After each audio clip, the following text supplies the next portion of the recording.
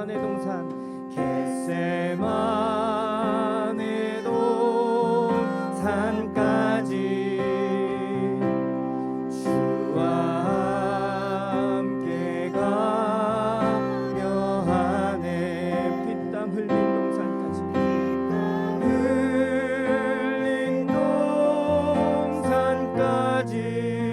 함께 가기를 원합니다. 함께 가려네. 주의 인도하심을 따라갑시다. 인도하심 따라 주의 인도하심 따라 어디든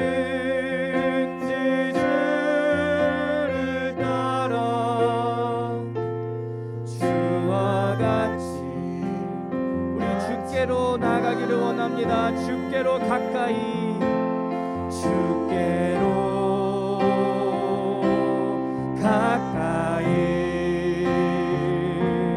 주께로 가오니 나의 갈 길을 다가도록 나의 갈 길 다가도록 주님 우리와 동행하실 것입니다.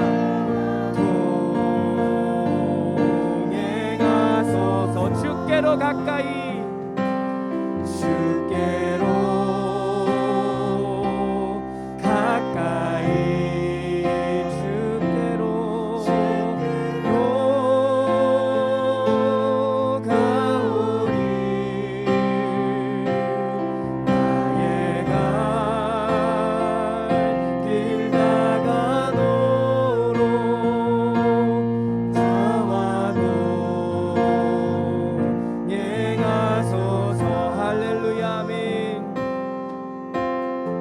주님께 함께 손을 들며 찬양하기를 원합니다. 우리의 모든 것들을 내려놓고 예수님 우리를 부르고 계심을 고백합시다.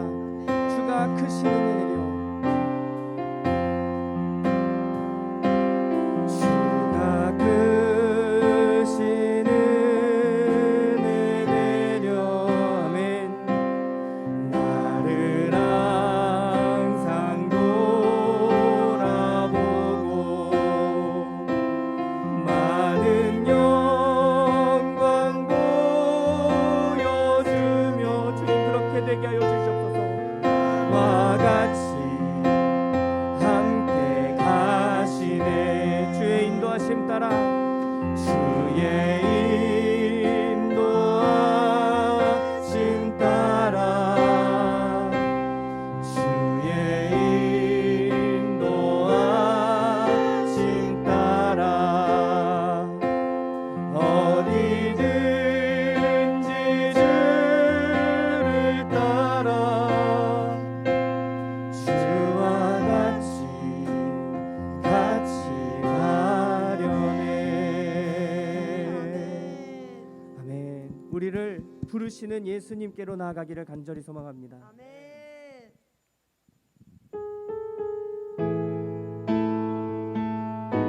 우리 박수 치면서 주님을 함께 올려드리길 원합니다. 내게 대단한 믿음 없어도 주님 우리를 부르고 계심을 믿으십니까? 아멘.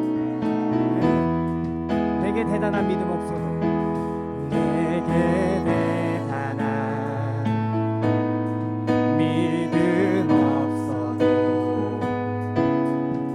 주를 따를 만한 용기와 힘 없어도 아멘. 나의 연약함 사용하십니다.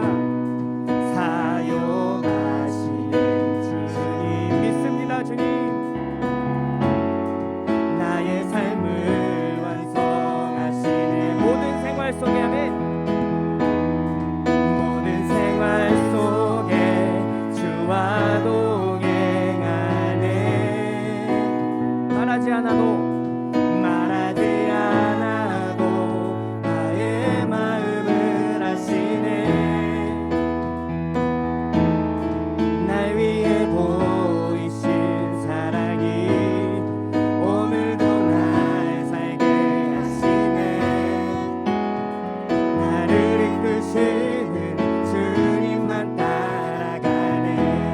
나의 하루를 지켜주시고 나의 하루를 아멘 지켜주시고 주의 사랑 안에 자라가게 하여 주시옵소서. 사랑 안에 자라가게 하시네. 나의 믿음을 세우시고 사용하십니다. 사용하시네 주님. 우리의 삶을 기대합시다. 나의 삶을 기대하시네. 모든 생활 속에 주님과 함께 나아가기를 원합니다. 모든 생활 속에 주와 동행하네. 말하지 않아도 나의 마음을 아시네. 날 위에 보이신 사랑이 오늘도 날 살게 하시네. 나를 이끄시는 주님만 따라가네. 우리 한 번 더 고백하겠습니다. 모든 생활 속에 주와 동행하네. 말하지 않아도 나의 마음을 아시네. 날 위해 보이신 사랑이 너무도 귀합니다. 오늘도 날 살게 하시네. 아멘. 나를 이끄시는 주님만 따라가네. 우리 감사함으로 주 앞에 고백하기를 원합니다.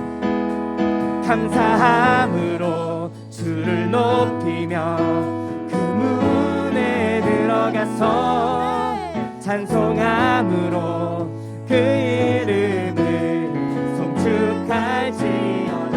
감사함으로 주를 높이며 그 문에 들어가서 찬송함으로 주 이름을 송축할지어다. 여호와를 즐거이 불러. 아멘. 여호와를 즐거이 불러 기쁨으로 주께 나가리. 여호와 하나님 난 주의 백성 기르시는 양이라. 여호와를 즐거이 불러 기쁨으로 주께 나가리. 여호와 하나님 난 주의 백성 기르시는 양이라. 감사함으로 주를 높이며 그 문에 들어가서 찬송함으로 그 이름을 송축할지어다. 감사함으로 주를 높이며 그 문에 들어가서 찬송함으로 그 이름을 송축할지어다. 감사함으로 주를 높이며 그 문에 들어가서 찬송함으로 그 이름을 송축할지어다. 감사함으로 주를 높이며 그 문에 들어가서 찬송합시다. 감으로 그 이름을 송축할지어다.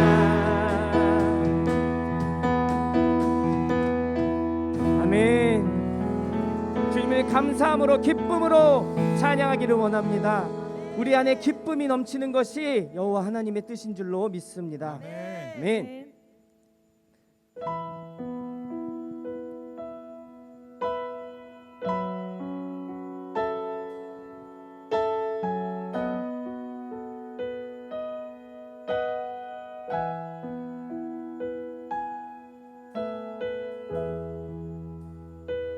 이 시간에 우리 안에 계시는 거룩하신 하나님을 높여드리기 원합니다.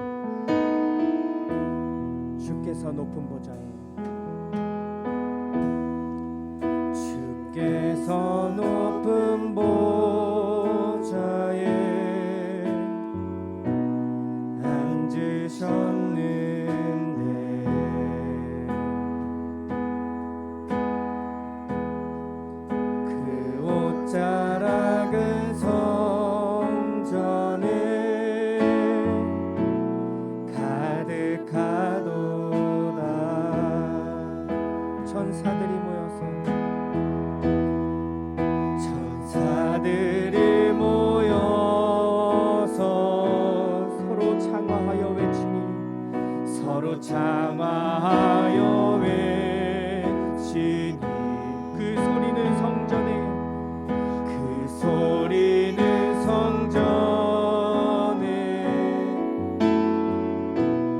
가득하도다. 거룩하다 만군의 여호와 거룩하다 만군의 여호와. 그 영광이 온 땅에 충만하시도다. 우리 한 번 더 고백하겠습니다. 주께서 높은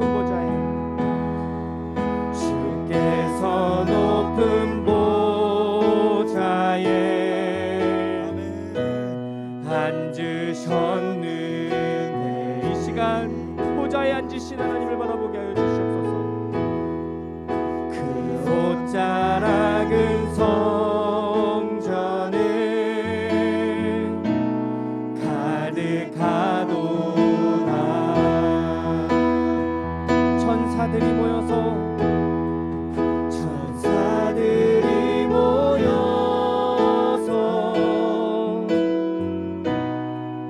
서로 장화하여 외치니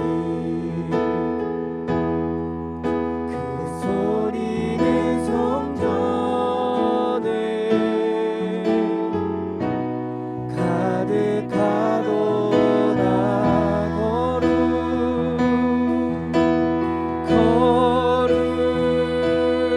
거룩하다 만군의 여호와. 그 영광이 온 땅에 충만하시도다. 거룩하다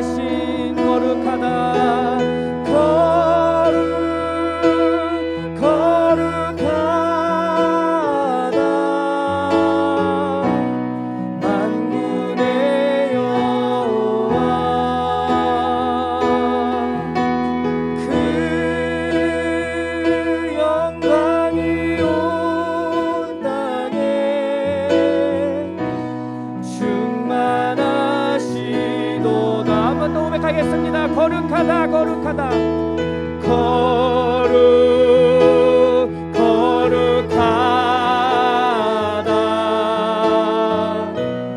만군의 여호와. 그 영광이 온 땅에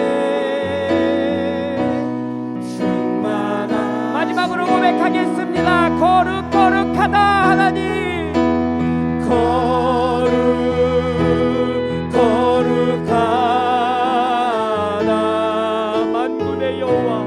만군의 여호와.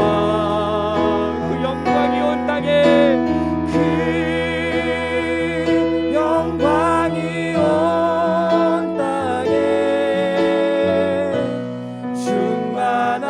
충만하시도다. 우리 이 시간 함께 기도하겠습니다.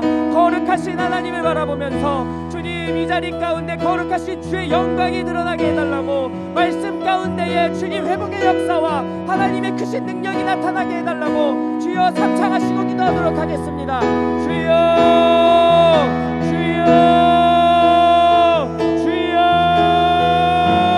사랑이 많으신 하나님, 주님 이 자리 가운데에 주의 영광과 주의 거룩이 가득하기를 원합니다. 아버지 주님, 우리의 죄된 모든 것들을 주님 앞에 주님 내려놓고 주의 보혈로, 예수 그리스도의 보혈로 아버지 거룩하게 되어지기를 원합니다. 아버지 우리와 함께하여 주시옵소서. 아버지 이 자리 가운데에 말씀을 듣습니다. 아버지 듣는 말씀 가운데에 하나님의 영광과 능력이 가득하기를 원합니다. 주님 우리와 함께하여 주시옵소서. 우리의 기도를 받아주시고 주님 우리의 찬양 찬양을 받아주시고 아버지 말씀이 선포되는 그 자리 가운데에 주님 우리의 영혼이 모든 것들이 회복되는 역사가 나타나게 하여 주시옵소서. 주여 아멘. 예수님의 이름으로 기도드립니다. 사도신경하심으로 우리의 신앙을 고백하도록 하겠습니다. 전능하사 천지를 만드신 하나님 아버지를 내가 믿사오며 그 외아들 우리 주 예수 그리스도를 믿사오니 이는 성령으로 잉태하사 동정녀 마리아에게서 나시고 본디오 빌라도에게 고난을 받으사 십자가에 못 박혀 죽으시고 장사한지 사흘 만에 죽은 자 가운데서 다시 살아나시며 하늘에 오르사 전능하신 하나님의 편에 앉아 계시다가 저로서 산자와 죽은 자를 심판하러 오시리라. 성령을 믿사오며 거룩한 공회와 성도와 서로 교통한 것과 죄를 사하여 주시는 것과 몸이 다해 사는 것과 영원히 사는 것을 믿사옵나이다. 아멘. 오늘 우리에게 주신 하나님의 말씀은 열왕기상 19장 5절부터 7절까지의 말씀입니다. 제가 읽도록 하겠습니다. 로뎀나무 아래에 누워 자더니 천사가 그를 어루만지며 그에게 이르되 일어나서 먹으라 하는지라. 본즉 머리맡에 숯불에 구운 떡과 한 병 물이 있더라.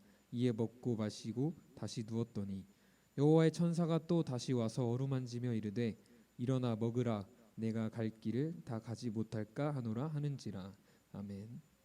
오늘 우리에게 말씀을 전해주실 목사님은 한세대학교 기독교 교육 상담학과 학과장이신 최강현 목사님입니다.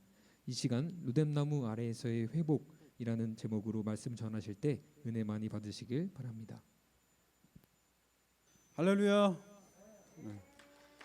자, 여러분들 이제 방학을 마치고 새로운 학기를 맞이하게 되었습니다. 하지만 새로운 방학을 끝나고 이제 새로운 학기를 맞았지만 사실 우리의 마음은 편하지는 않는 것 같아요. 아마도 우리 시대는 오랫동안 역사책에 기록될 그런 시대일 겁니다. 아마도 100년, 500년 후에도 바로 이 시간을 후대는 기억할 겁니다. 그동안 잊혀졌던 바로 그 역병이 되살아났기 때문입니다. 중세시대에나 발생했을 법한 그 역병이 21세기에 창궐합니다. 우리 인간은 면역 시스템의 구축을 통해서 모든 역병을 극복했다고 믿었습니다. 불과 얼마 전까지. 중세인들을 괴롭혔던 그 끔찍했던 질병들을 모두 극복했다고 믿었던 그 시간에 전혀 예기치 않았던 역병이 미력 닥쳤습니다. 델타를 넘어 오미크론, 이런 다양한 전염병의 변이를 통해서 중세시대 때 고통당했던 인류들의 모습을 다시 한번 되돌아보게 되어집니다. 아무리 현대 문명이 발전했고 과학 문명이 달나라 그 이상으로 인간을 옮길 수 있다고 할지라도 우리 인간에겐 그 질병 앞에 무기력할 수밖에 없는 그 현실을 깨닫게 합니다. 어쩌면 겸손을 깨닫게 할 수 있는 것 같습니다. 이미 인간이 신이 돼버린 시대, 과학이 종교를 대체하는 바로 이 시대에 어쩌면 우리는 인간의 한계를 깨닫는 바로 그 시간에 와 있기도 합니다. 자, 코로나 시대 우리 삶에 정말 많은 변화가 일어났습니다. 그 많은 변화 중에 제 개인적으로는 집밥을 엄청 많이 먹었다는 거죠. 주로 저의 그 서재에서 집에서 주로 촬영을 하고 줌을 하다 보니 정말 세 끼를 밥을 먹는데 힘들었습니다. 와이프와 저와 나눠서 같이 이제 식사를 하고 설거지를 하는데 학교가 그리웠습니다, 여러분들. 제가 살고 있는 저희 동네에 보면 빵집을 운영하는 분이 있는데요. 그분이 그러시더라고요. 요즘 빵 중에서 식빵이 너무 잘 팔린대요. 왜냐하면 식사를 대신할 수 있는 빵이 식빵이다 보니 정말 열심히 지금 식빵만 만들고 있다라고 이제 비명인지 너무 기쁜 건지 모르겠지만 그런 이야기하는 걸 들을 수 있었습니다. 아마 이 코로나 시대에 호황을 누린 곳 중에 하나가 배달업이 아닐까 싶습니다. 최근에 20살이 된 제 아들놈이 알바를 하겠다고 그 배달의 민족에서 도보로 배송을 하고 있습니다. 예. 아까도 배송하고 있더라고요. 전화했더니만. 이제 그 사실 이제 이 뭐 처음 하다 보니 그 한 2시간 동안 이제 배송을 했는데 전화를 해보니까 2시간 동안 열심히 그냥 온 몸에 땀이 그냥 베이도록 그 배송을 했는데 번 돈이 16,000원이라고 하더라고요. 최저임금도 못 벌었다고 이제 투덜대는 제 아들하고 야, 돈 벌기 어렵지. 같이 이런 얘기를 같이 제 아들하고 이야기를 나눠봤습니다. 여러분, 코로나 시대가 불러온 이 언택트의 상황은 사실 생존의 위기로 많은 사람을 내몹니다. 비단 자영업자만이 아니라 정말 다른 분야의 많은 분들도 사실 내일 일을 모르는 생존의 위기 속에서 미래에 대한 불안과 근심 그리고 일상의 고통 속에서 우리는 하루하루를 보내야 합니다. 어쩌면 이 설교를 듣고 있는 여러분들, 자영업을 하고 있는 여러분 부모님의 그 어깨를 여러분들 많이 보셨을 거라고 생각합니다. 자, 본문 말씀은 극심한 피로감과 불안이라고 하는 이 코로나 시대를 살아가는 우리들에게 어쩌면 만성적인 고통을 안고 있는 우리들에게 치유에 대한 말씀을 전해주고 있습니다. 성경에 나오는 로덴 나무는 한국에는 없는 나무입니다. 올리브 나무처럼요. 한글 성경에는 로덴 나무, 사과주 나무, 쌀이, 대쌀이 등으로 번역되기도 합니다. 팔레스타인이나 그다음에 사해 부근에 서식하는 이 로덴 나무는요, 우리나라에 보면 쌀이 나무처럼 가느다란 가지가 땅 위에서 올라옵니다. 우리가 생각하는 것처럼 풍성한 가지를 그리고 그늘을 만들어내는 거목이 아니에요. 그냥 그 작은 가지들이 올라와서 몇 가닥 올라옵니다. 그래봤자 그 가지들이 만들어내는 그늘이야 봤자 별로 되게 부족할 거라고 생각합니다. 바로 이 로뎀 나무는 성경에 4번 정도 언급됩니다. 하지만 위대한 선지자 엘리야가 이 로뎀 나무에서 간절히 하나님에게 간구했던 이 사건은 많은 크리스찬들에게 선명하게 기억되고 있습니다. 로뎀 나무 아래에 엘리야를 보면 쉼, 회복이라는 단어를 떠올릴 수가 있습니다.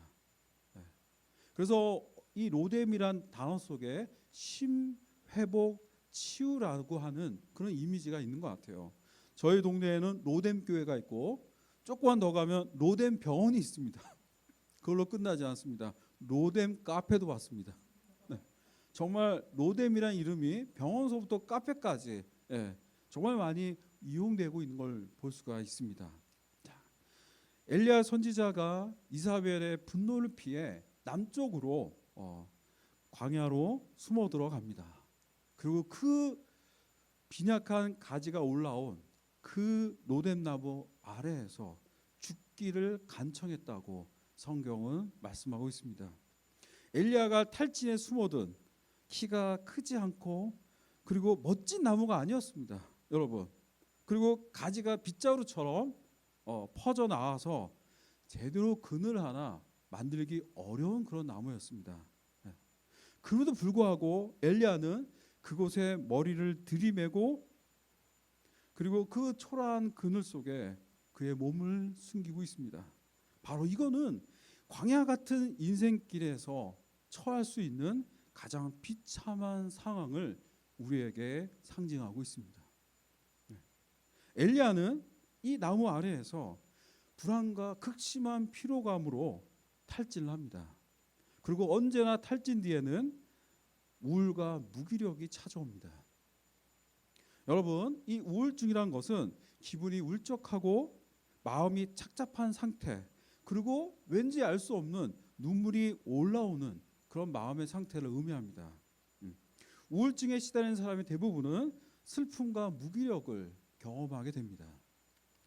어떤 사람은 내면이 텅 빈 것 같다고 하기도 하고 뭔가 더 이상 살고 싶지 않은, 살아봐야자 아무것도 없을 것 같은 미래에 대한 희망을 잃어버리기도 합니다. 자, 자신의 문제를 끊임없이 생각하지만 올라온 건 걱정뿐입니다. 네. 자, 이러한 우울증은 오늘날 현대인들에게 마음의 감기로 이야기합니다.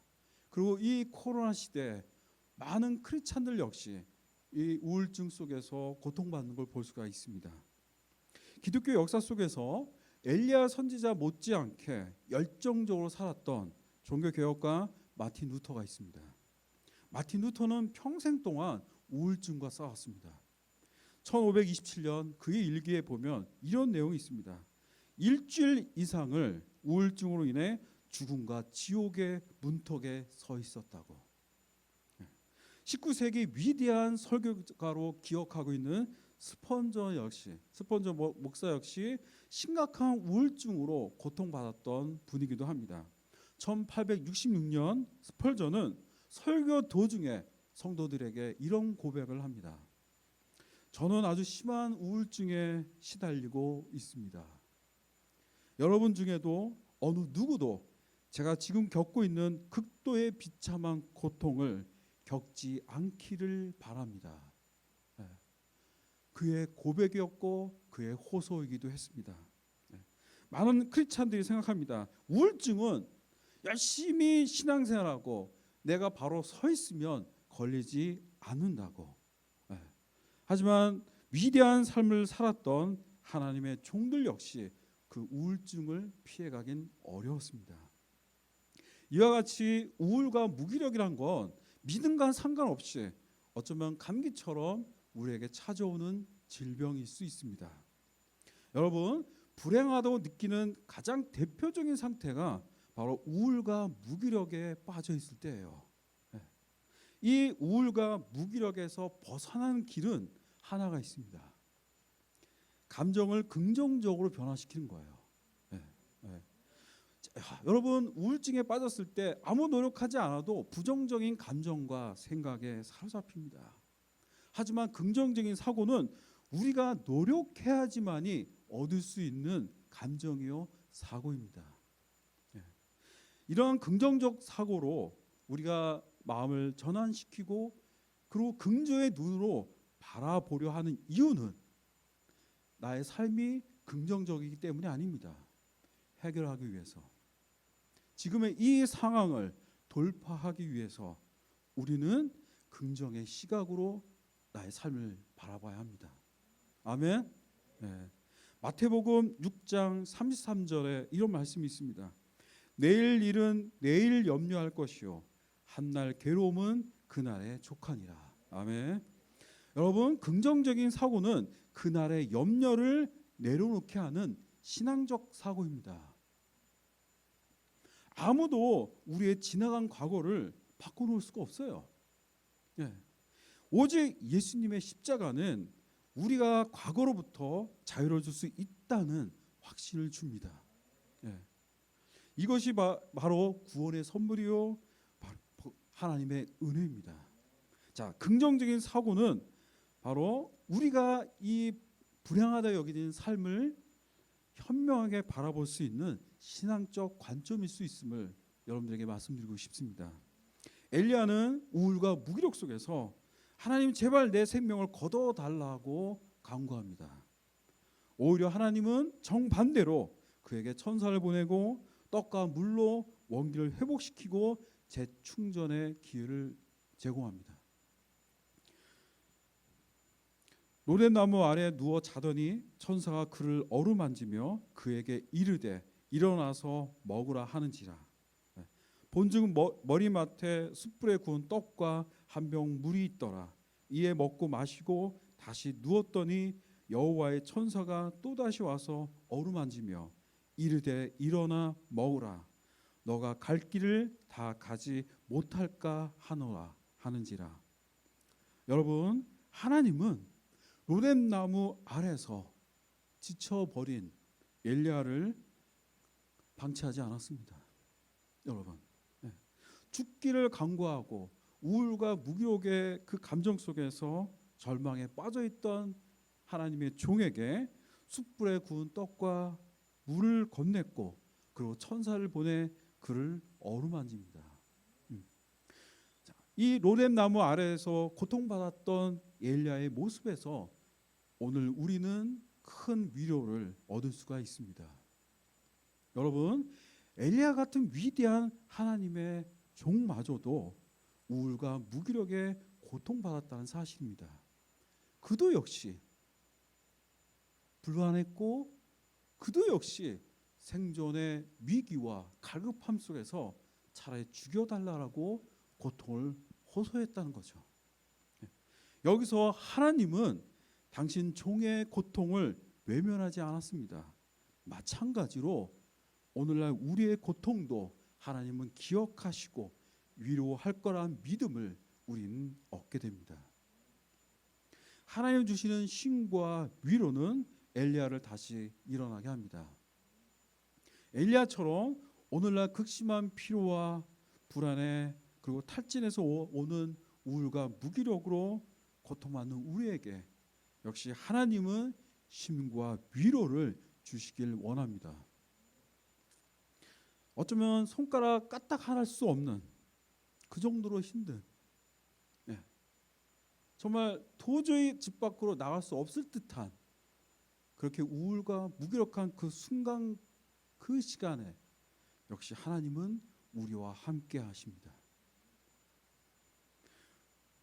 현실에 대한 우울과 무기력으로 얻어진 이 마음에 한 줄기 빛은 바로 긍정의 사고입니다.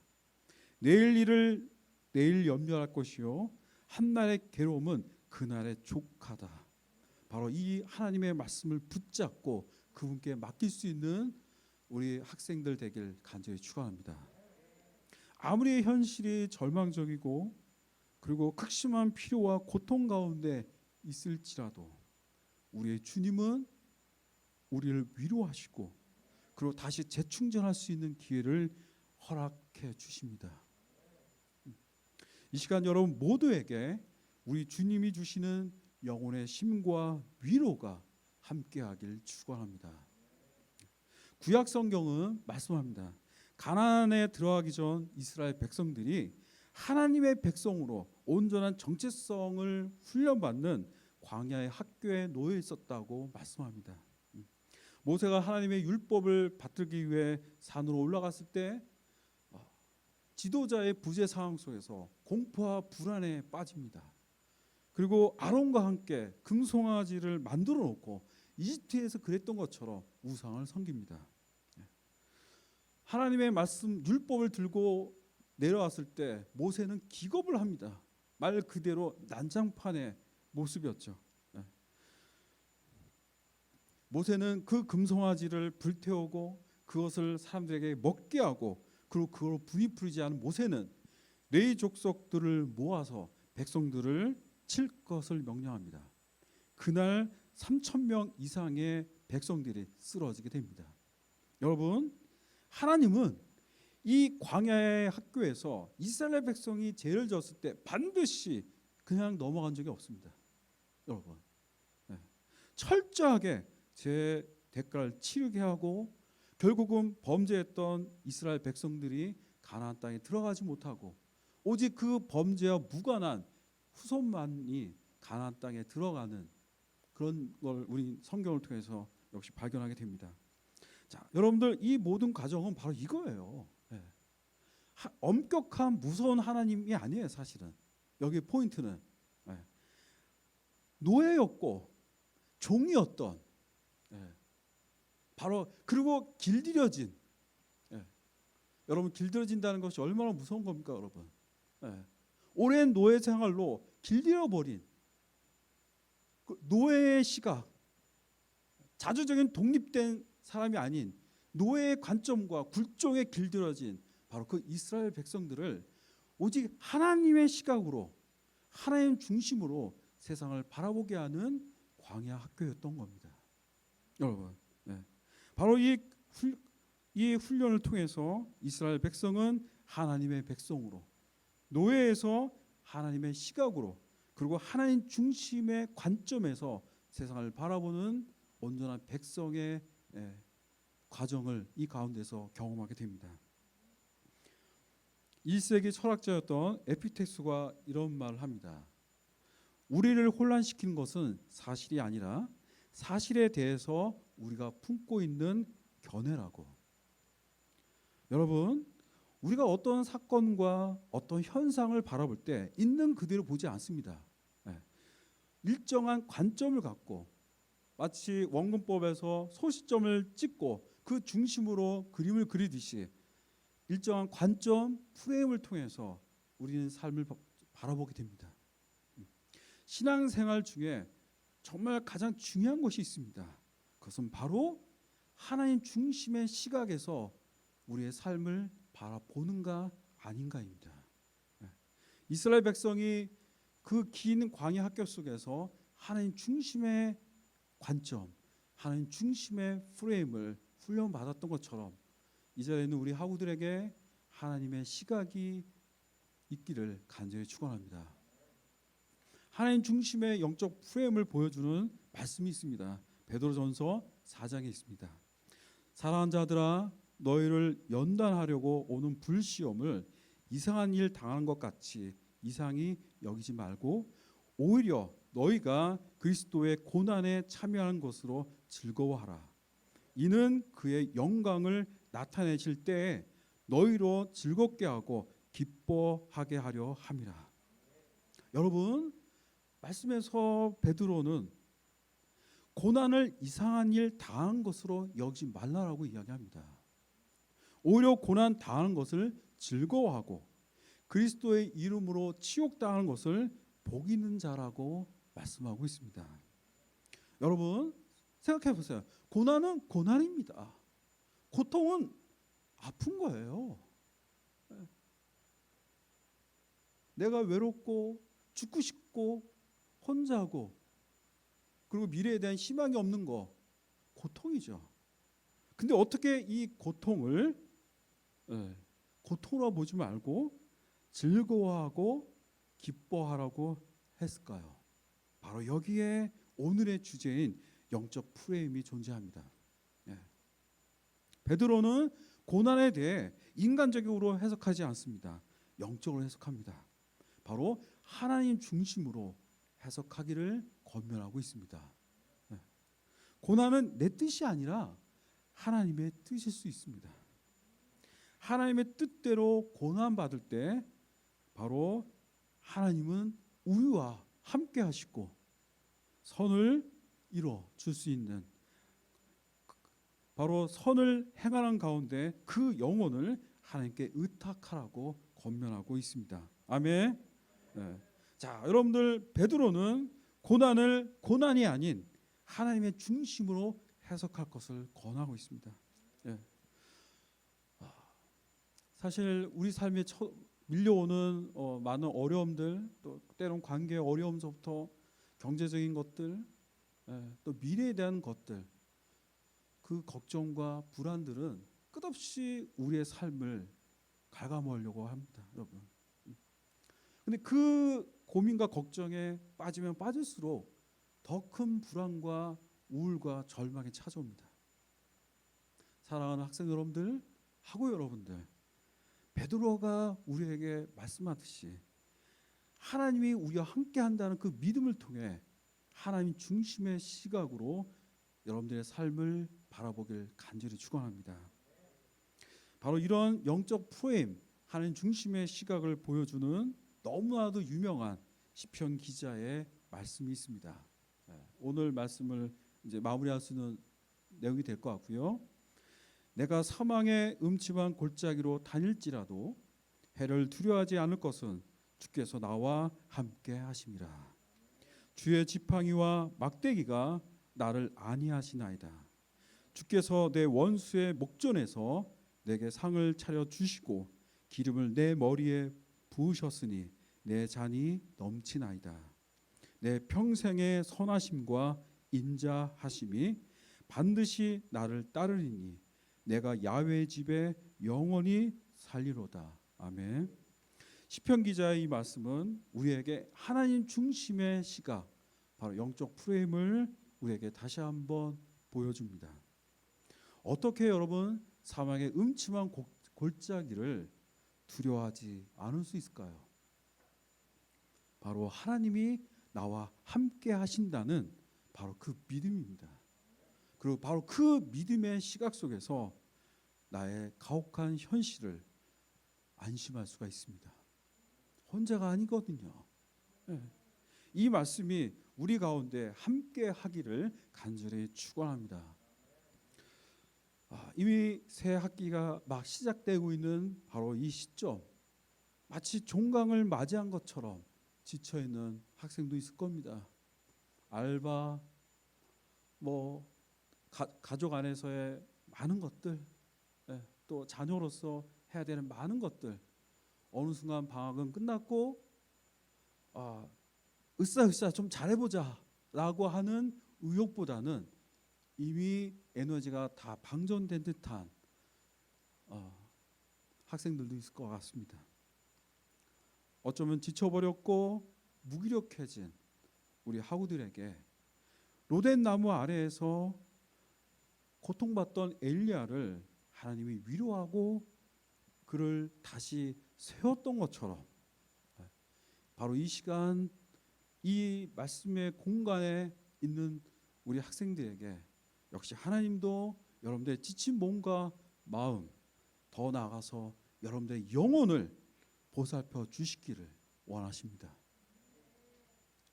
여러분들에게 치료하시는 하나님의 은혜가 넘쳐나길 축원합니다. 하나님의 관점에서 세상을 바라보고 그리고 말씀의 은혜 속에서 하루하루를 살아갈 수 있는 하나님의 자녀의 삶이 열려지기를 간절히 축원하겠습니다. 이 시간 말씀을 생각하면서 잠깐 기도하도록 하겠습니다. 하나님 아버지, 하나님 중심에서 나의 삶을 보게 하여 주시옵소서. 우리 안에 있는 지침과 피곤함, 어쩌면 내 안에 있는 그 불안들, 하나님이 이 시간 걷어주시고 온전히 성령의 역사를 통해서 나를 새롭게 하시고 회복하여 주옵소서. 주님, 이 시간 우리와 함께하여 주옵소서. 자, 이 시간 기도하겠습니다. 사랑하는 하나님, 엘리야를 회복하시고 수많은 주의 종들에게 위로와 회복을 주셨던 나의 하나님, 이 시간 지쳐있고 위로가 필요한 주님의 자녀에게 온전한 회복의 은혜를 허락하여 주옵소서. 이미 마음속에 있는 그 지침과 피곤함을 하나님 아시십니다. 그리고 그 상처를 위로하여 주시고 안아주시고 온전히 주의 은혜로 회복하여 주옵소서. 새로운 학기를 시작하는 이 시간, 사랑하는 학생 모두에게 치유하고 회복하는 온전한 하나님의 은혜가 가득하기를 주님 축원합니다. 이 모든 것 예수님의 이름으로 기도드리옵나이다. 지금은 우리 주 예수 그리스도의 은혜와 하나님 아버지의 극진하신 사랑과 보혜사 성령님의 내주 교통하심이 위로하시고 치유하시는 예수 그리스도 중심의 삶을 살려는 한세 공동체 위에 영원히 함께 있을지어다.